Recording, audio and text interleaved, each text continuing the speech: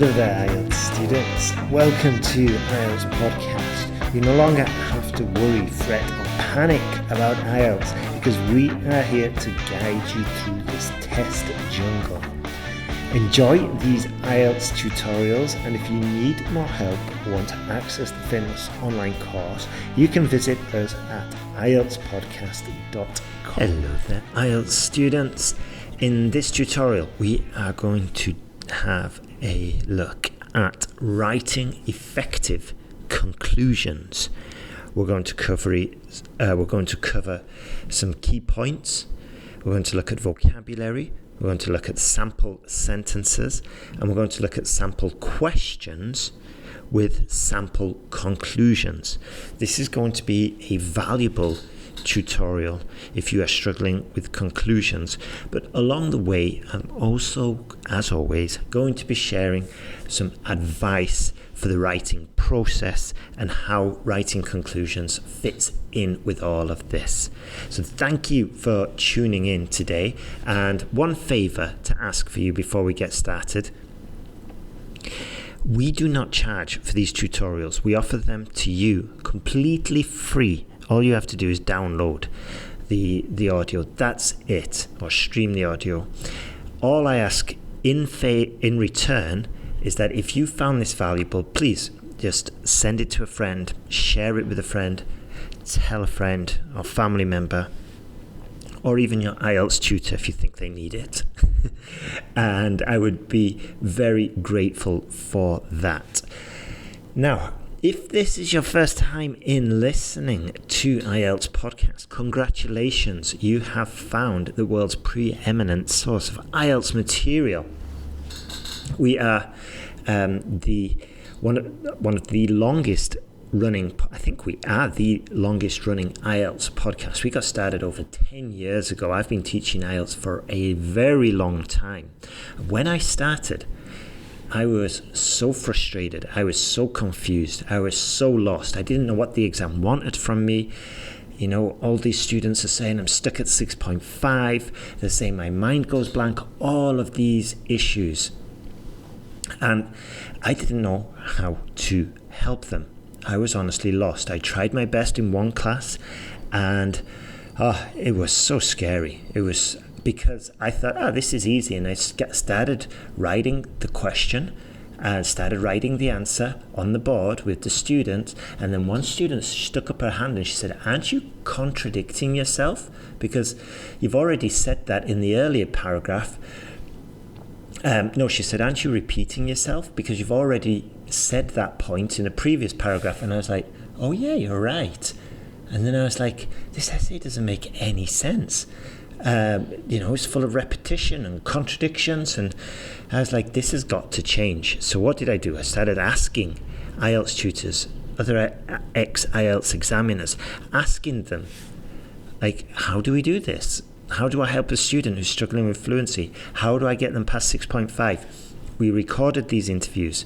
We released them. I tested what the other experts said. I tested it on my students. If it worked, it went into the online courses. If it didn't, I just moved on. And that's why we've got one of the best-selling courses for passing the IELTS exam. Fast forward to today, we've got the AI essay checker. We're getting a ton of students every day signing up to that. And a lot of these are upgrading to the premium one to get more detailed feedback. It takes a bit longer to get the feedback. Instead of instant, it's like 20 seconds, but it's not the end of the world, and this helps IELTS students improve even faster. Now then, let's jump into today's tutorial. We're going to look at writing effective conclusions. Now, the criteria for an effective conclusion will be that 1, it addresses the question directly. 2, it reaffirms, it recapitulates what you've already said, your position. We try to avoid introducing new information. There is a little caveat, there is a little exception there, and it's quite a valuable tip, and I'll share that with you in a minute. And most of all, we try and keep it concise. Conciseness is a lovely concept in writing. We see conciseness a lot in decent advertising material, written material, in effective communication. And what it means is we're just taking out the fluff of our writing.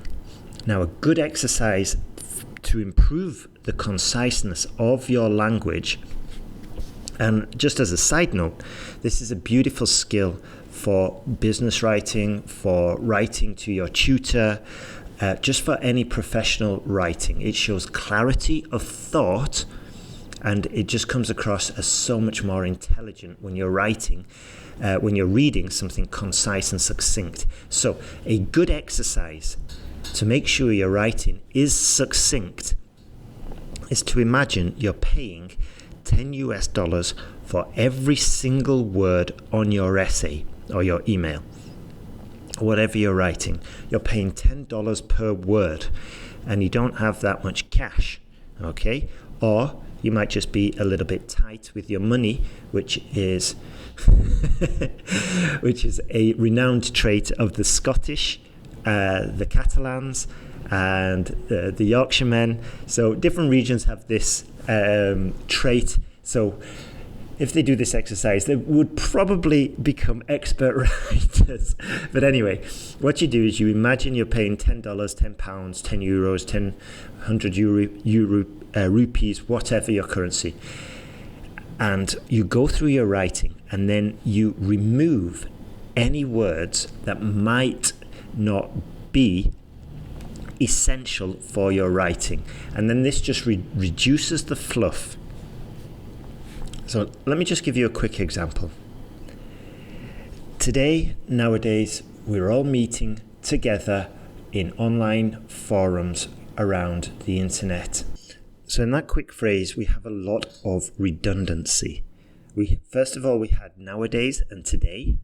I can just replace one of those because they're basically meaning the same thing. And then also we said meeting together. Well, you can never have a meeting on your own. So we could just eliminate one of those. And then we said in online forums on the internet. Well, if it's online, it's quite obvious you're going to be on the internet.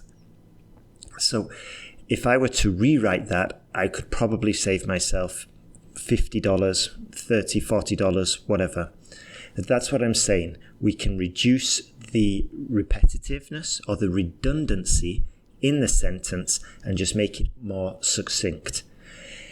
Moving on, we need some vocabulary for effective conclusion writing. You're probably all aware of to conclude, or in conclusion, or in summary, or to summarize. That's fine. Some higher level terms could be consequently, ultimately, therefore, and hence. Now, I think therefore and hence should be saved for our body paragraphs, just to wrap up those body paragraphs, and then save ultimately and consequently for our final conclusion. That's my personal opinion, and when students do implement that, we often find that it works quite effective. In a second, I'll do it now. So let's see those phrases in some sentences. Consequently, it is clearly evident that globalization brings both advantages and disadvantages. Now, the smart ones among you will have recognized that maybe clearly evident is not entirely necessary. We could just say, consequently, it is evident, because they mean similar points. The clearly just emphasizes the evident. But if we want to really reduce our word count, if we want to really make our essay very succinct, we can remove that clearly. Now, we don't want to completely strip it down to bullet points. Sometimes emphasis is necessary, and this is one of the keys to effective, eloquent academic writing, that we don't reduce it just to the bare minimum in an effort to be concise, but we do reduce it where maybe in some cases the amplifier, in this case clearly the adjective, the adverb, was necessary.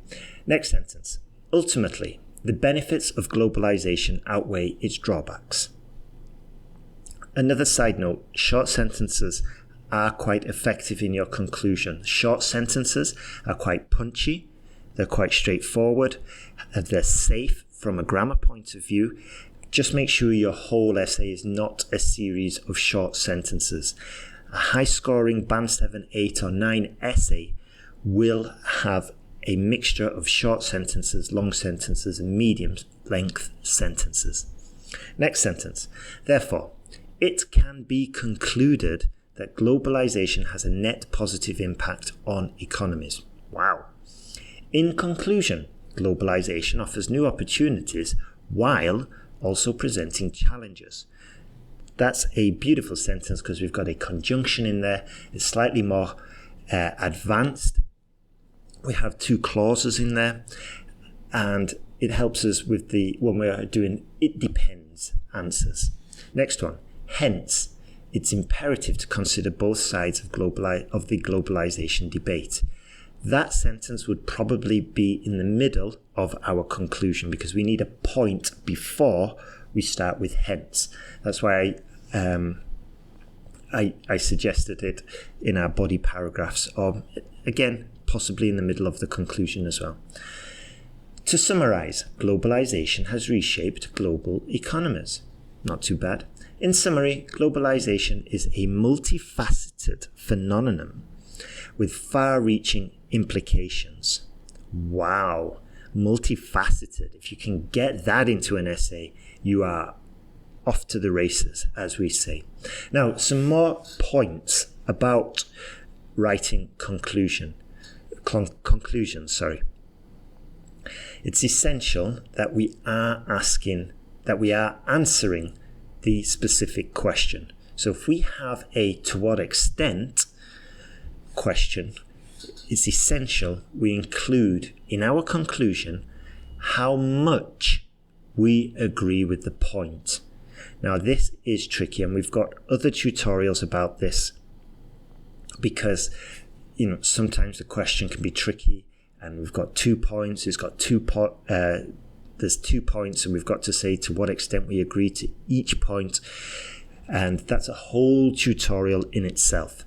Next point, we've got to balance our conclusion with our introduction. Now, when you are on our writing courses, we have a whole module for this.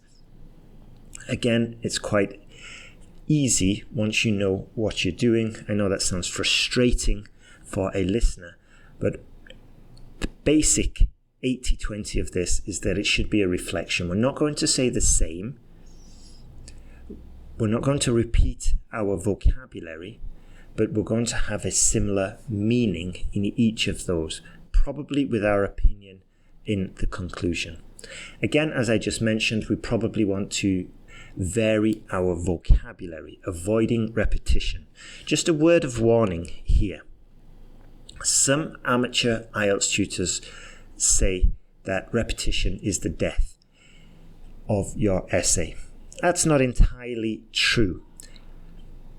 What I say to students is that when they are reviewing their essay and they might see a lot of phrases repeated, if you can confidently rephrase it to avoid the repetition, go for it.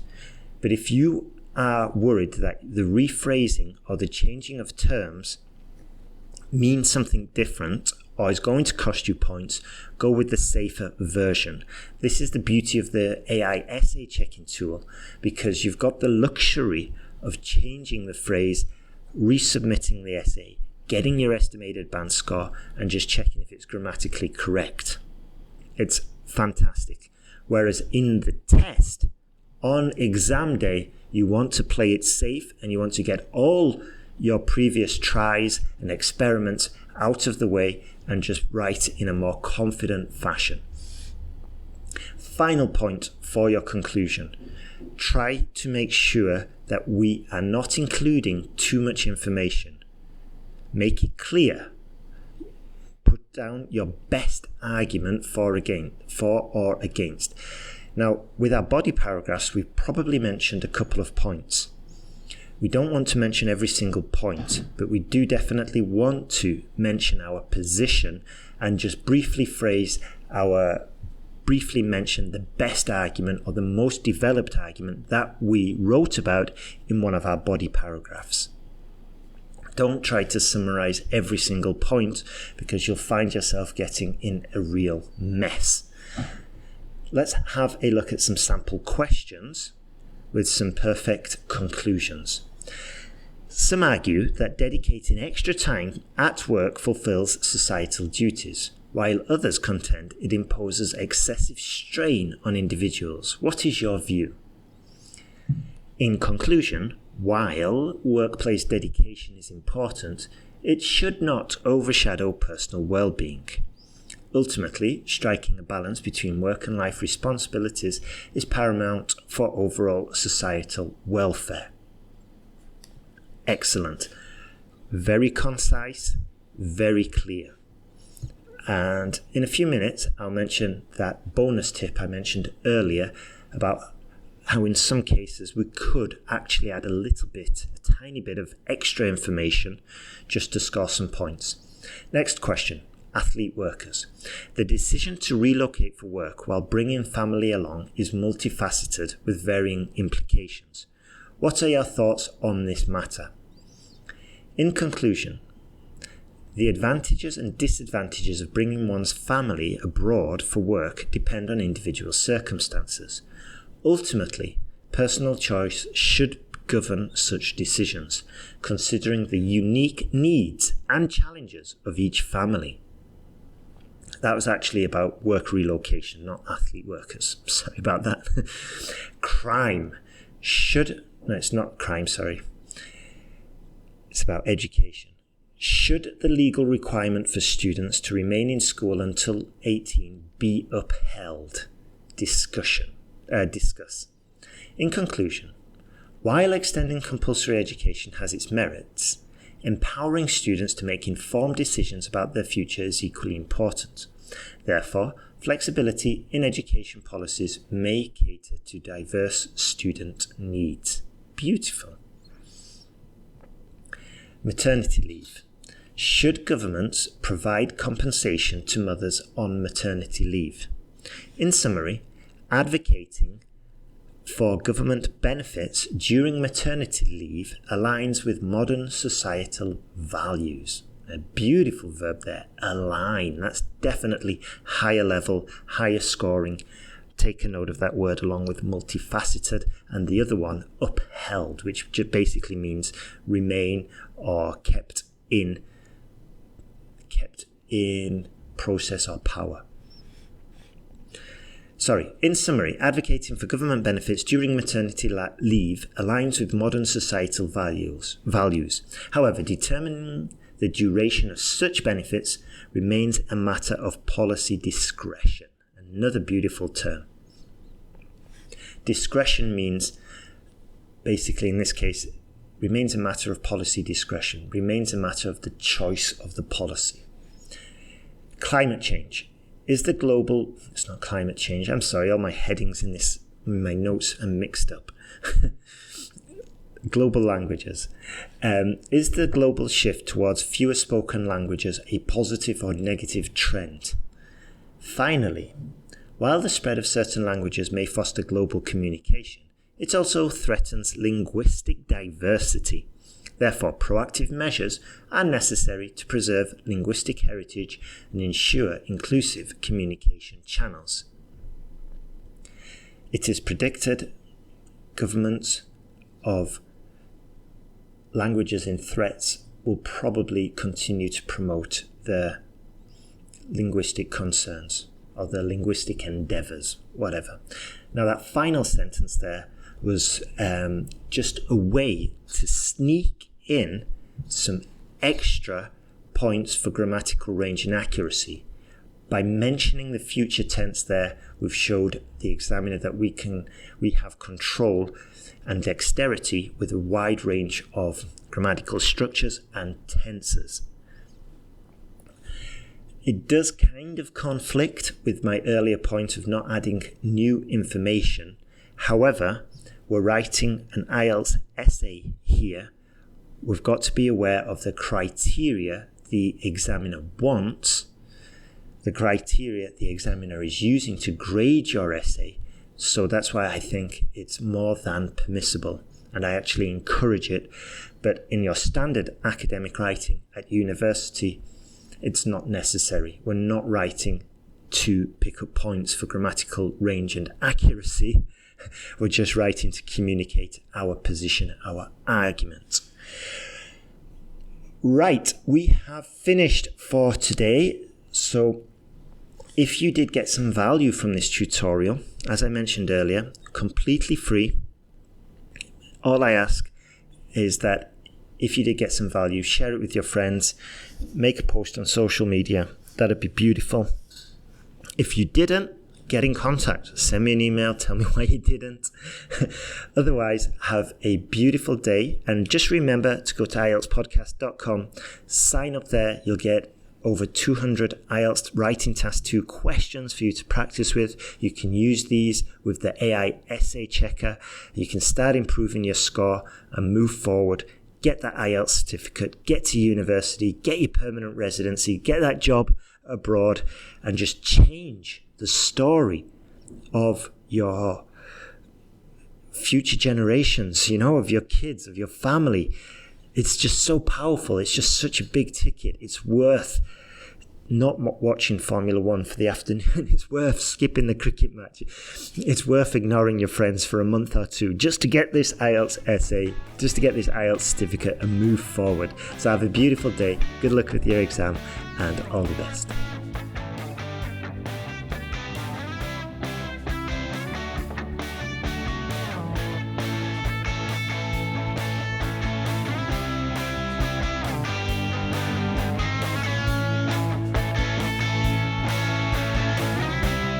Thanks for listening to IELTSPodcast.com.